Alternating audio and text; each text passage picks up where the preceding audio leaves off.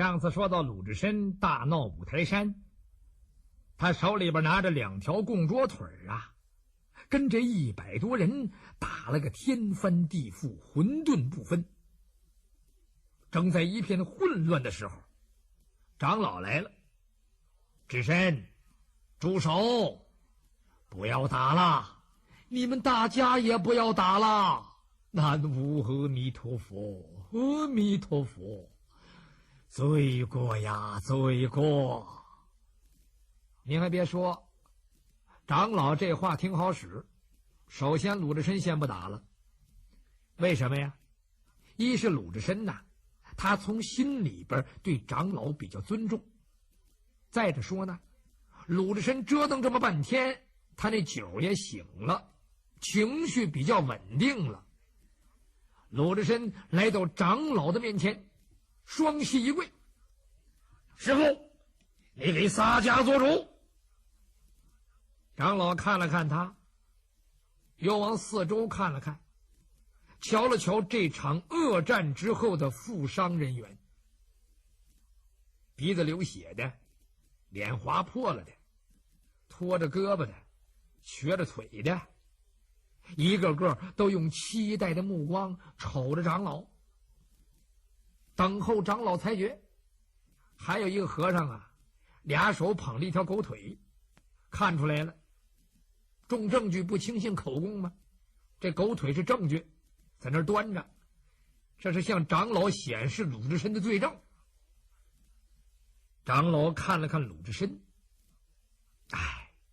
他摇了摇头：“智深，老衲对你仁至义尽呐，看来你是积习难改，野性不除啊！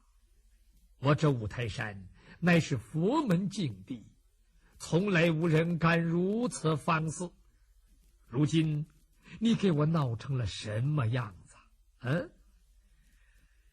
哎呀，你随我来吧。”说完了话，长老转身就走。鲁智深一听长老让随他去，那我就去吧。鲁智深在后边跟着，他跟随着长老就来到了长老的方丈之内。这鲁智深不知道长老要怎么处置他。师父，你因何让我到这里来呀？智深，从今天起，你跟我就在此处居住。啊，我跟您在这儿住。鲁智深心里明白了，这是长老要亲自看着我，怕我再惹事儿。哪儿不一样住？住长老这屋更好。他住这儿了。一转眼在长老这屋里边，他住了3天。到了第4天早晨，长老把鲁智深叫到跟前：“智深，在。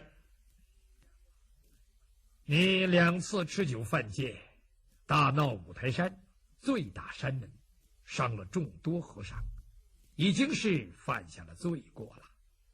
此处不能再容留于你啦。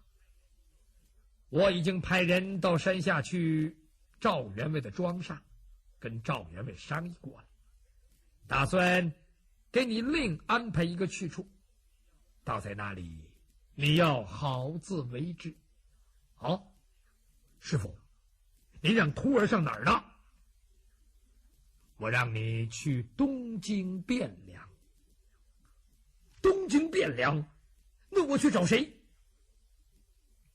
我有一个师弟，他是东京大相国寺的住持，叫做智清禅师。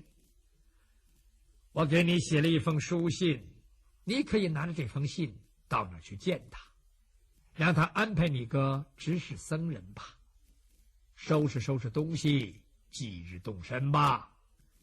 说着话，长老把这封信递过来了。鲁智深一听，心里明白了，人家这地方不收留了，并且把这个事跟赵员外还说过了，赵员外也同意了。既然如此，那我也别在这儿待了，上赶着不是买卖，换个地方再瞧瞧吧。师父，如此说来，那弟子就要跟您告辞了。洒家到山上，这些日子给师傅添了不少麻烦。日后如有闲暇，弟子还要来看望老师。长老心想：你看不看我倒不要紧呐，到那儿你好好的别闹腾就行。阿弥陀佛，善哉善哉。智深，此去东京，你要牢记我的一句话：戒杀戒酒，不可妄为。是，师傅的话，徒儿记下了。这功夫，鲁智深出了长老的方丈，到自己的住室之中，把东西收拾了收拾，打了一个包裹，斜着往身后一背，带好了出家的度牒和长老给写的书信，二番又来向长老告辞。鲁智深问长老：师傅，我是不是还向众家师兄师弟告别呀？长老说：不必啦，不必啦，由我向他们转达吧。长老心想：还告什么别呀？你把人家打得东倒西歪，你这礼节还挺周到的呀。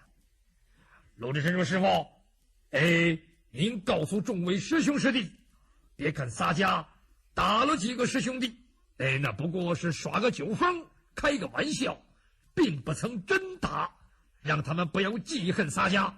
洒家去了。好，去吧去吧。长老心想：你真打就打死了。鲁智深在这告别了长老，肩背包裹下了五台山，先到那个镇子上住了一天，到铁匠炉那儿取出来了打造的那口戒刀，配上一个刀鞘，又取出来这条水磨禅杖，62斤，一头是个大月牙，一头是个大铲面，铲面后边衬着9耳8环。有了这两件兵器，这鲁智深心里边可就踏实多了。他背包裹，挎戒刀，手提禅杖，迈大步，顺大路，直奔东京汴梁而来。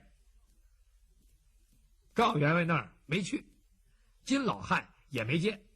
鲁智深心里合计了：我在五台山上喝醉2回酒，闹这2回事儿，大概他们也都知道了。我见了人家也没脸跟人家说什么，就这么地得了。这位一路上不住寺院，不住庙宇，就住普通客店，因为住寺院竟吃素斋，没酒喝；住普通客店呢，想吃什么就吃什么，想喝什么就喝什么，没人管。鲁智深心里边好高兴，暗想：这五台山的几个月可把我憋闷坏了，这多好啊！啊！这天正往前走着，眼瞅着日落西山，晚霞似火，可该找个地方住下了。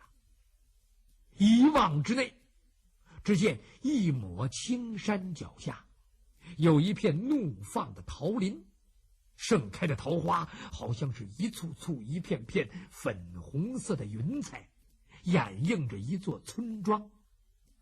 这村庄虽然不大，但是炊烟袅袅，梨院静静，别有一番田家情趣儿。鲁智深心想，瞅这村子未必能有客店，就得找个人家借宿一宵。对，就这么办。他走过了村头的木板桥，进了村口，一看这村子里边格外的宁静，家家都关着门。按说农家有的是活啊，可哪个院里边都没有干活的。鲁智深想找个地方借宿，连个人都找不着。这怎么回事呢？一处不到一处迷呀。这地方大概就这规矩，天不黑就都早班睡觉。不管怎么着，我也得找个地方啊。他一边想一边走，一边走一边看。走到这村子当中的功夫，发现这儿有一家青砖门楼，土坯的院墙，看来这是村子里边不错的这么一户。我呀就在这家投宿。鲁智深走到门前，用手一推这门，咕隆，插着呢。梆梆梆，他敲门，开门，开门。叫了2、3声没动静，他仔细趴到门缝里边一听啊，这里边好像有哭声。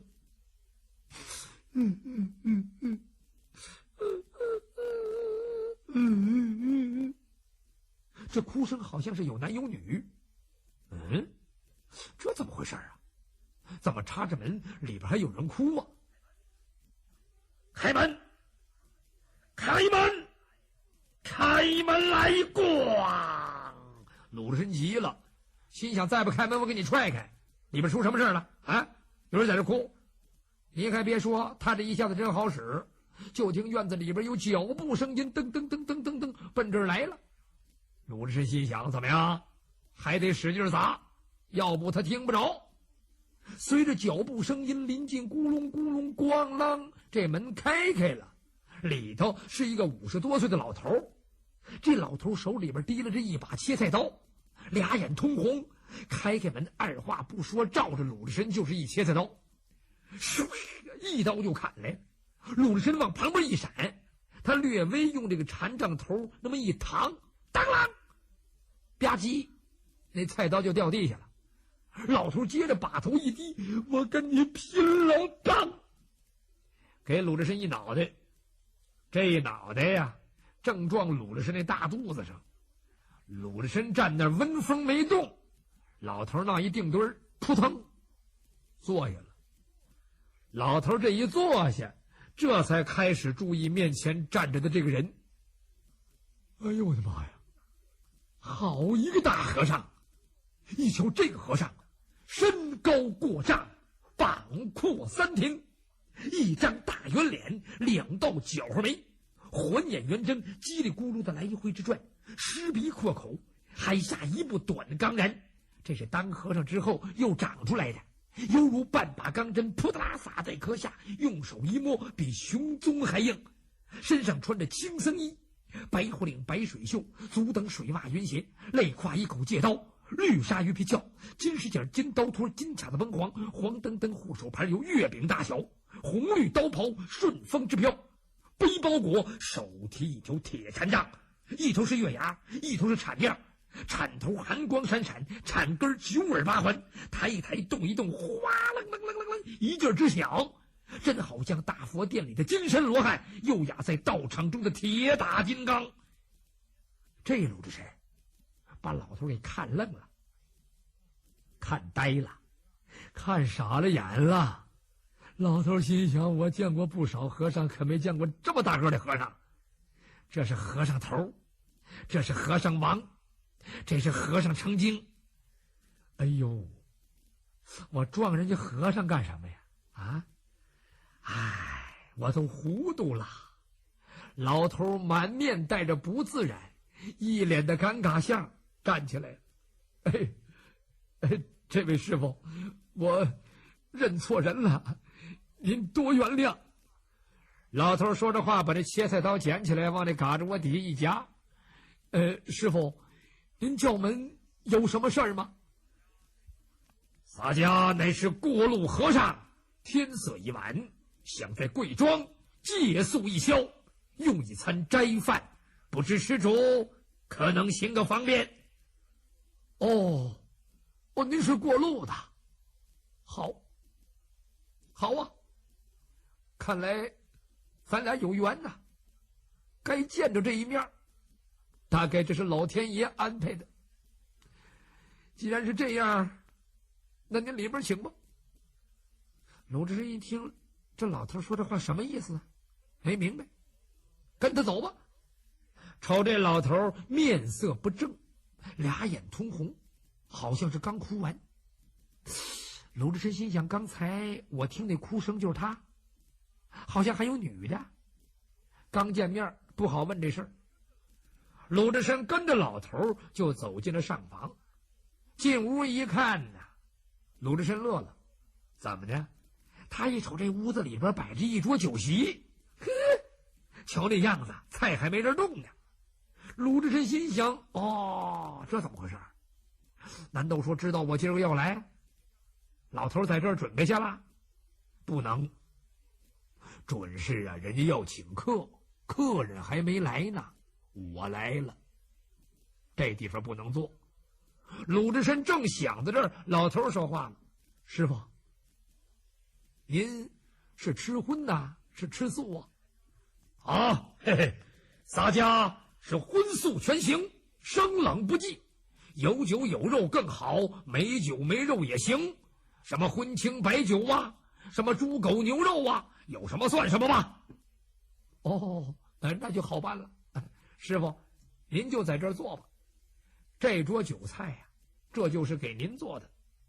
那壶里呀是酒，那边有碗。这酒啊，您随便喝。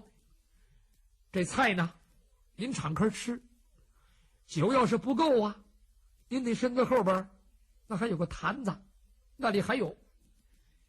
您要吃饱了喝足了，看我这屋子里边什么东西您喜欢，您把它都带着啊。今儿晚上啊，可别在这儿住，您得贪点黑，往前再走6、7里地儿吧，那儿还有个村儿，您往那儿住去。”老头这番话说完之后，鲁智深愣了，他仔细端详了一下这老头。鲁智深心想，这老头是不是有点精神病啊？怎么说出这么一套词儿来？可看着又不像。一瞧老头在那擦眼泪呢。哦，这老头大概有点难心事儿。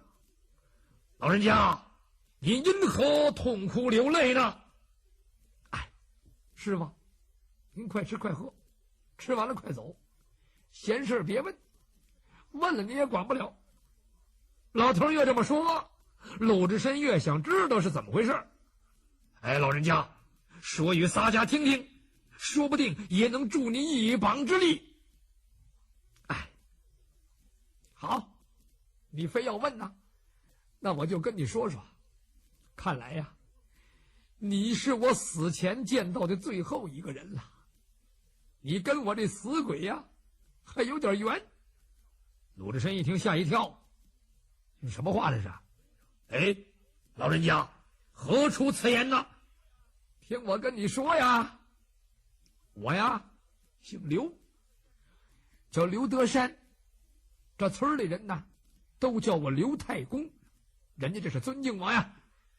膝下无儿，就一个女儿，我们老两口子把这女儿视如掌上明珠啊。她叫玉燕，19了，已经许配给了青州卞家村的秀才卞季为妻，就是还没过门。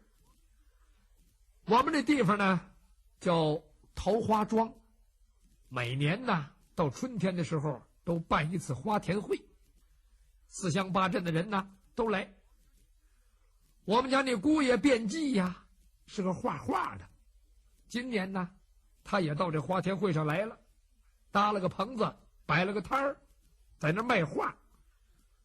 我们这儿不远呢有个桃花山，这山上有2个绿林寨主。那天呢，那个2寨主下了山，找卞季呀要买一张福寿图，准备给他们那大寨主啊过生日用。这卞季呢有画好了的那福寿图，不过没在那画摊上，在那店房里呢。他呢让那2寨主啊给他看着画摊，他回店房里给他拿画去。该着我倒霉呀，偏在这个时候，我让我家那老院工啊上那画摊上去请姑老爷到家来吃饭。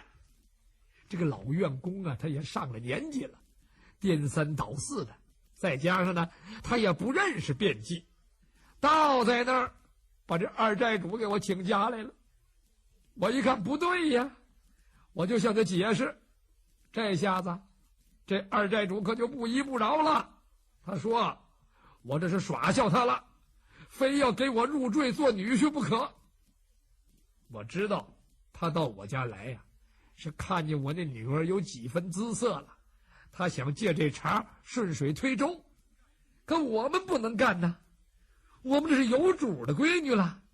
我说了个不愿意，哎呦，这二寨主可就火了。他说了，他是这一代谁也不敢惹的人，叫小霸王周通，山上有几百名喽啰，有多大势力？这回看上我女儿了，愿意也得愿意，不愿意也得愿意。给我愣放下20两黄金，1匹锦缎，告诉我了，他给定的日子，今儿晚上就要上我们家来入赘，让我好好准备准备。师傅，您想啊，这事儿有这么办的吗？啊，放谁家谁受得了啊？我那女婿卞纪听说这事儿之后啊，也着了急了，回去找人托人情去了。可他不知道啊，周通今儿个晚上就来，这就要入赘了，不赶趟了。我这女儿啊，也是个烈性孩子，她说了，我活是卞家人，死是卞家鬼，怎么也不能嫁给这山大王。今晚上不等他来，我就悬梁自尽。他入赘，我让他来吊孝。我这一听啊，我这女儿要死了，我们老两口子还活个什么劲儿啊？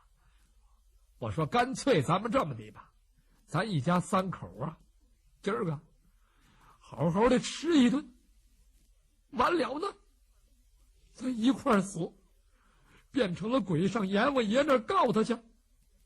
这不嘛，饭菜做好了，都摆桌上了，您就敲门。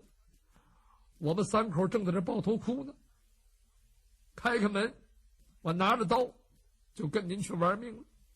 没想到是您。我女儿跟老伴儿啊都在旁边那屋里去了。刚才咱俩一进来，我还看见他娘俩在那儿偷着看着。要是周通真来了，那娘俩马上就自杀。鲁智深听完刘太公这一番话，那肚子早已经气得鼓鼓的了。刘太公，这周通如此横行，你怎么不去报告给官府呢？哎呦，怎么不去呀？我去了，我到了青州去找那官军普道，跟他们一说，他们说了，这事儿啊，管不了。那他们管什么？我哪知道啊？回来以后，我听乡亲们一说，我这才明白，感情那青州衙门里的人呐，都让那周通拿钱给喂顺了。您想，那狗你常给他包子吃，他冲你还跌了尾巴呢，别说人了，他们官匪勾结，老百姓有苦找谁说去？鲁智深听到这儿，气得他把这拳头攥得嘎嘣嘣直响，真正的可恼，咣，哗啦哗啦，这一拳头砸桌子上，噼里啪啦，桌子上盛菜的碟子给震跌4、5个去，把老头吓傻了。师傅，您怎么了？刘太公，你不要为难，洒家在此，待会儿我吃喝一毕，等那周通来了，官府不管，和尚管，我要把那周通打他300禅杖，我看他还敢不敢胡作非为。老头一听啊，扑通给鲁智深跪下了。哎呀，我说和尚爷，您可别这么的呀，您知道吗？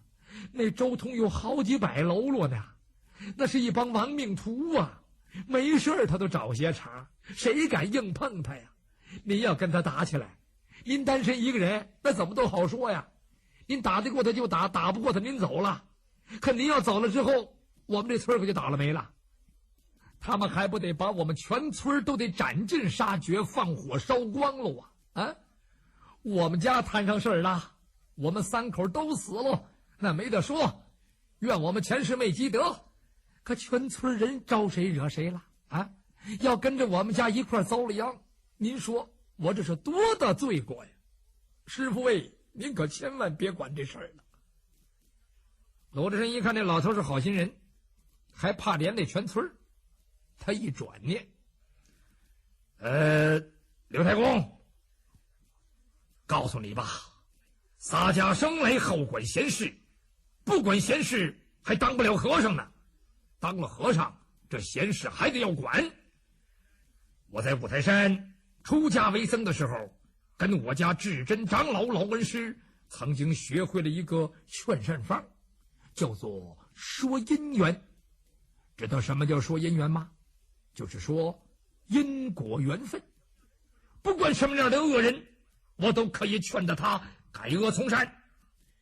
这样吧，待会儿你让你女儿到别人家去躲藏一下，撒家到他那绣房之中，等周通晚上来入赘入洞房的时候，我好好的劝劝他，让他回心转意，改恶从善，你看如何？师傅，那周通是山代吗？他能听您的劝吗？要听劝的话，他就不当强盗了。哎，佛法无边，苦度众生，不管什么人，经贫僧一说，必然要改恶从善。阿弥陀佛。老头一听，也许这和尚真有这能耐。要那样的话，那大概是老天爷睁眼，派了个活佛下了界了。那可挺好。师傅，真要如此，那我可要感您的大恩大德。哎，不必如此。你先做些准备，你这么办，这么办，然后再这么办。哦，好，我这就去。您在这喝酒啊？老头伸手就给鲁智深倒了一碗酒。哎呦，这还没请教活佛，您的法号怎么称啊？洒家俗家姓鲁，法号智深。您是鲁活佛。这老头也不知道怎么叫好了。您可得吃好喝好啊。我这就去给他们找人准备。这酒您看够吗？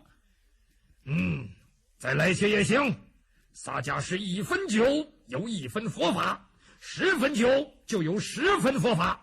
老头一听，那好，我让他们再给您抬2桶来，咱这酒有的是，让您佛法无边。老头出去张罗去了，找了几个庄客，几个邻居，好一顿忙乱。酒给鲁智深送来了，院子都打扫干净了，姑娘跟老伴转移了，送别的村藏起来了，洞房呢收拾好了。一切准备停当之后，鲁智深这已经是吃了一个酒足饭饱，沟满豪平，他一扑了肚子，进了洞房了。这才是智深潜心行佛法，桃花庄里说姻缘。